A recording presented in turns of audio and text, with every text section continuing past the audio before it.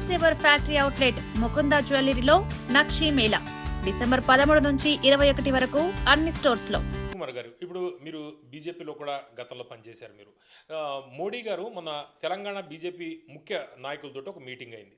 అందులో ఆయన వాళ్ళకి క్లాస్ పీకినట్టు మనకి మీడియాలో ప్రధానంగా వచ్చింది. అంటే ఎంత మీరు చేయాల్సిందంత మేరకు మీరు చేయట్లేదు, అంటే బీజేపీ ఇదివరకు చాలా స్ట్రాంగ్గా ఉండేది తెలంగాణలో, ఇప్పుడు బాగా వీక్ అవుతోంది.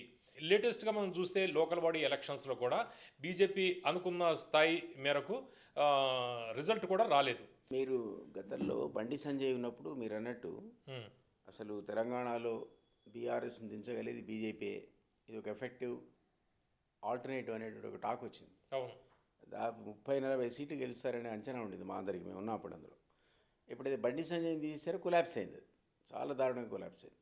సో ట్రయాంగులర్గా వస్తాయి సీట్లు అనుకుంది, మళ్ళీ అది కాంగ్రెస్కు ఎడ్జ్ వచ్చి వాళ్ళు వచ్చేటువంటి పరిస్థితి తప్ప అది బీజేపీకి పాపం ఆశించిన స్థాయిలో లేకుండా దారుణంగా పడిపోయారు. అది మీరు అనేది కరెక్ట్. నెక్స్ట్ ఏంటంటే వాళ్ళు ఇప్పుడు కూడా కాంగ్రెస్ కొన్ని తప్పులు చేసి వాళ్ళ హామీలు నెరవేర్చక వీక్ అయిపోతుందని మనం చాలాసార్లు అనుకున్నాం. అది తీవ్రంగా బహుశా లోకల్ బాడీలో ఎఫెక్ట్ చూపిస్తుంది అనుకున్నాం, జూబ్లీస్లో చూపిస్తుంది అనుకున్నాం. కానీ అది ఎట్లా జరగలే. ఒకటి స్థానిక సంస్థలు సహజంగా కూడా అధికారులు ఎవరుంటే వాళ్ళకి ముగ్గు రావడం అనేది సహజం. అది కానీ ఆ స్థాయిలో కాకుండా మనం ఏమనుకున్నామంటే సహజంగా రూలింగ్ పార్టీ కదా, ఓవర్కమ్ అవుతారు, ఆ యాంటీ ఇన్కమ్స్ అనుకున్నది రాలేదు, స్టెబుల్ అయ్యింది మధ్యలో. ఎట్లా స్టెబుల్ అయ్యిందంటే ఒకటి ఈ సమ్మిట్ ఒకటి, తర్వాత జూబ్లీ హిల్స్ విక్టరీ ఒకటి, అది బాగా ఒక బూస్ట్ ఇచ్చింది అనుకున్నాం. కానీ ఎందుకో లోకల్ బాడీలో వాళ్ళు 57% కూడా వచ్చినట్టు అనిపించలే నాకు, తగ్గారు. అసలు ఏమి రారు, పార్లమెంట్ నుంచి ఎమ్మెల్యేలకు వచ్చేవరకల్లా జీరో అయిపోయిన బీఆర్ఎస్ దారుణంగా పడిపోతుంది అనుకుంటే అది కాస్త మళ్ళీ లేచింది, 40% దాకా లేచింది. ఇక బీజేపీ అయితే నేను ఇంతకుముందు అన్నట్టు బై ఎలక్షన్స్లో జూబ్లీ హిల్స్లో అంత దారుణంగా పెర్ఫామ్ చేస్తుంది మనం అనుకోలే. ఎందుకంటే అర్బన్ ఏరియాలో బీజేపీ ఉంది, రూరల్ ఏరియాలో లేదనుకున్నాం మనం ఎప్పుడు, అర్బన్ ఏరియాలో కూడా లేదు. అర్బన్ ఏరియా కనీసం అంతకు ముందు కూడా అక్కడ లేదు అనేది లేదో చెప్పుకోవడానికి. కానీ బట్ కొంత కన్సాలిడేషన్ అయినాక అందులో మీకు ఒక దగ్గరే ఎలక్షన్ అవుతుంది, ఆయన కేంద్ర మంత్రి, ఆ పార్లమెంట్ రిప్రజెంట్ చేస్తున్నాడు, ఆయన అక్కడ కూర్చోవాలి కదా వేరే వాళ్ళతో సమానంగా. ఇప్పుడు వీళ్ళు ఏమైనా డబ్బులు పంచట్లేదు, పాపం పాత సిద్ధాంతాలు ఉన్నారనుకుంటే లేదు కదా. మునుగోళ్ళు పంచారు, మళ్ళీ ఇక్కడ ఈటల రాజేంద్ర దగ్గర పంచారు, వాళ్ళు కూడా ఓటుకు డబ్బులు ఇచ్చే పరిస్థితి చూసాం మనం. దాన్ని ఛాలెంజ్గా తీసుకున్నప్పుడు అది ఇంతకంటే పెద్ద ఛాలెంజ్ ఏముంటుంది జూబ్లీ హిల్స్ కంటే. సో వాళ్ళు అంతకుముందేమో 26,000 ఓట్లు వస్తే దారుణంగా 17,000 ఓట్లు వచ్చి డిపాజిట్ కూడా రాలేదు. సో అర్బన్ ఏరియాలో కూడా ఉంటుందా ఉండదా అనేటువంటి క్వశ్చన్ మార్క్ తెచ్చుకున్నారు వాళ్ళందరూ వాళ్ళు. కాబట్టి మోడీ సహజంగా వీళ్ళందరికీ క్లాస్ పీకుంటాడు, అందులో అనుమానమే లేదు.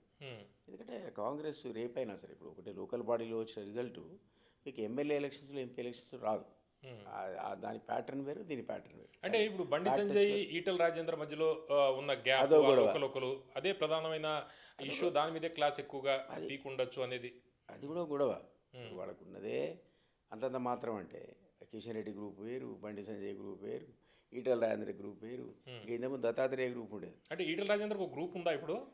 నేను అనుకుంటున్నా డెఫినెట్లీ అతనికి ఒక ఇమేజ్ ఉంది, ఇన్ఫ్లుయెన్సింగ్ ఫ్యాక్టర్ అతను పార్టీలో. అంటే జనరల్గా బయట పరిస్థితి ఏంటో కానీ బీజేపీలో ఈటల రాజేంద్రకు ఒక గ్రూప్ స్థాయి కొంతమంది పిలిస్తే వచ్చేవాళ్ళు ఉన్నారా?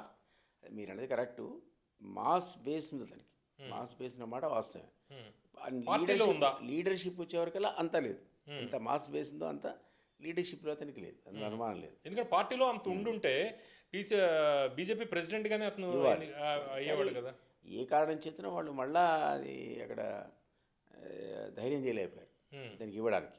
ధైర్యం అని ఎందుకంటున్నానంటే ఈ బయట నుంచి వచ్చిన వాళ్ళు ఇవ్వడానికి సహజంగా కూడా ఎప్పుడు బీజేపీ అనుమానపడుతుంటుంది. సో అందువల్ల ధైర్యం చేసి ఇవ్వాల్సి ఉండే, ఇస్తే అటువంటి తెలిసేవాడు కొంతవరకు. ఇతను కానీ, రఘునందన్ కానీ, అరవింద్ కానీ ఒక కొత్త ఫ్యాక్టర్, వాళ్ళని తీసుకొస్తే కాస్త యుద్ధ వాతావరణం తీసుకొచ్చేవాడు. అది జరగలేదు.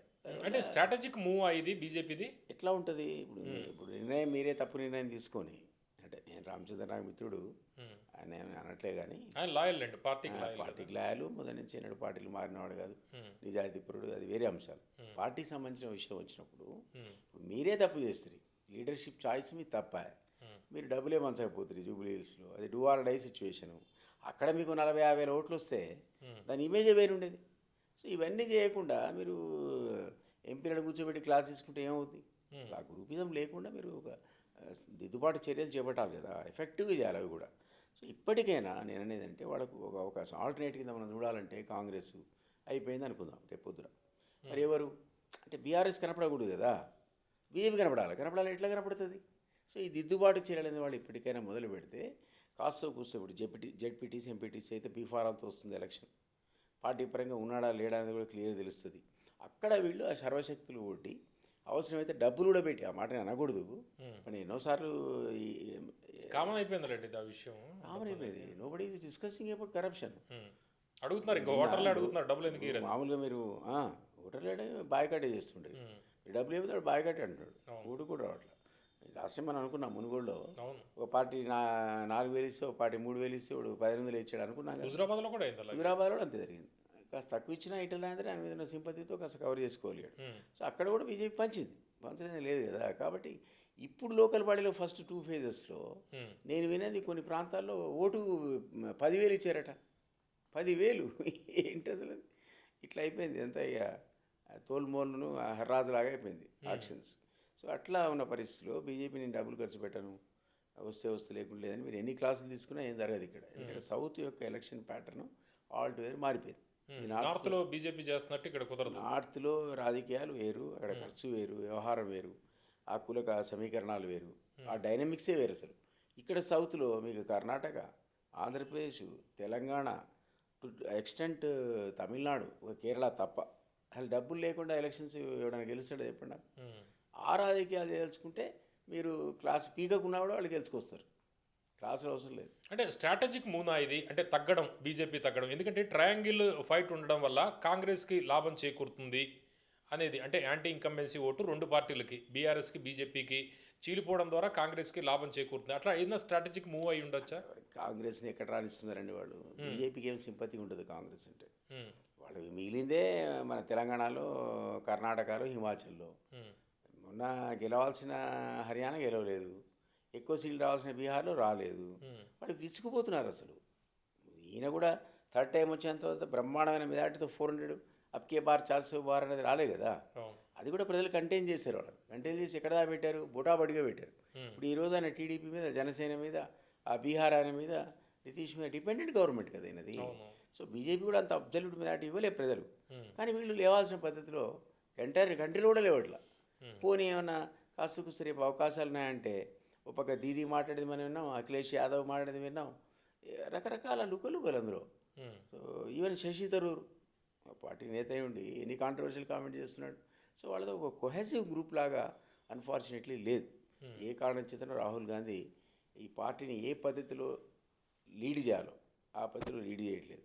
అతనికి ఆ శక్తి ఉందని కూడా అనిపించట్లా అన్ఫార్చునేట్లీ. ఒక్క ఓటు చోరీ విషయంలో పబ్లిక్ సపోర్ట్ గ్యాదర్ చేయగలిగాడు, అదొక అంశంలాగా లేపగలిగాడు. బీహార్లో పెద్ద లాభం చేకూరలేదు కదా, బీహార్ ఎలక్షన్స్లో రిజల్టే రాలేదు. సో మీకు ఒక ఇష్యూ లాగా ధర్నాలకు వీటికి వాటికి ఓట్ చోరీ కూడా మాట్లాడడానికి ఓట్ చోరీ అనేది మీకు కనపడుతుంది తప్ప, మీటింగ్లు కనపడుతున్నాయి, ర్యాలీలు కనపడుతున్నాయి తప్ప అది ఓటుగా మారట్లేదు మళ్ళీ. సో అందువల్ల ఇష్యూ ఏదో దొరకని పరిస్థితికి వచ్చింది వాళ్ళకి. మళ్ళీ స్ట్రెంథన్ అయ్యే అవకాశం, లేకపోతే సీరియస్గా బీజేపీ మీద ఫోకస్ పెట్టే అవకాశం ఏదైనా కనిపిస్తుంది? ఎందుకంటే జిహెచ్ఎంసీ ఎన్నికలు కూడా జరగబోతున్నాయి, 300 డివిజన్లు. నాకైతే కనపడలేదండి. యాజ్ ఇట్ ఈజ్ ఇప్పుడున్న పరిస్థితిలో బీజేపీ ఇక్కడ ఈ రాష్ట్రంలో మాత్రం అది కోలుకునే పరిస్థితిలో లేదు. అది ఏమైనా కారణాలు కానివ్వండి, అంటే రిపేర్ వర్క్స్ ఏమైనా జరగాలి. ఆయన తిట్టింది కూడా అందుకే ఉంటుంది. దానికి ఖచ్చితంగా వాళ్ళు సమగ్రమైనటువంటి అధ్యయనం చేసి సంస్కరణ తీసుకొచ్చి పార్టీని అందరినీ యునైటెడ్ అనేది పెట్టి ఒక ఫేస్, ఇది మా యునైటెడ్ ఫేస్ అని చూపిస్తే తప్ప పబ్లిక్ వీళ్ళని ఒక ఆల్టర్నేట్ కింద తీసుకునే పరిస్థితులు లేరు. అంటే మార్పు చేర్పులు ఏమైనా జరగచ్చా? జరగచ్చు. ఎందుకు ఒక టర్మ్ ఇస్తారు, ఇంకో టర్మ్ కూడా మరి బండి సంజయ్ సెకండ్ టర్మ్ ఇవ్వలే కదా. కరెక్ట్ టైం కల్లా మరి రామచంద్రబాబు ఇంకెవరు తీసుకొస్తారేమో. ఇంకా టైం ఉంది కదా రామచంద్రరావు గారిది, ఇంకా టైం ఉంది. టైం ఆ టర్మ్ అయిపోయినాక అంటున్నాను నేను. అప్పటికైనా కూడా వాళ్ళకు ఒక అవకాశం ఉంటుంది, అందులో అనుమానం లేదు. అది చేయకపోతే అసలు మీరు నేను అనడం ఏంటంటే రాజాసింగ్ అన్నాడు. రాజాసింగ్ అంటే మా పార్టీకి అసలు అధికారంలో వచ్చే ఆలోచన లేదు తెలంగాణలో అన్నాడు. ఆయన పార్టీ కూడా కదా, ఎమ్మెల్యే కదా, అంత సుదీర్ఘకాల నుంచి ఇంటర్నల్ మ్యాన్. అండ్ ఎవరు గెలవకపోతే ఆయన ఒకటే గెలిచాడు కదండి. అతనే చెప్తున్నాడు అసలు మావాడికి ఎవడికి అసలు గెలిచే ఆలోచన లేదన్నాడు. అవును.